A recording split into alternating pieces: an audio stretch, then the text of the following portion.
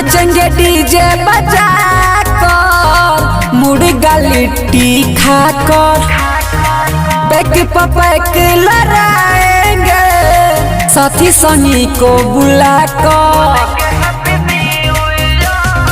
नाचेंगे DJ बजा कर, मुर्गा लिट्टी खाकर, पैक पैक लड़ाएंगे साथी संगी को बुलाकर।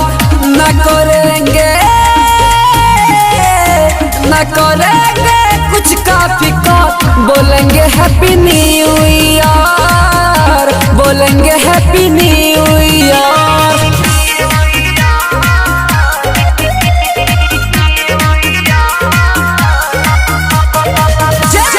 Recording studio Raja Sonwarsha. आएंगे मनीषिया जइया, रहमनीति सब भैया, पार्टी कराएंगे रात को, सब डोलाएगा कमरिया। आएंगे सूरज जइया, राहुल नीति सब भैया, रात को पार्टी मनाएंगे सब डोला के कमरिया। मन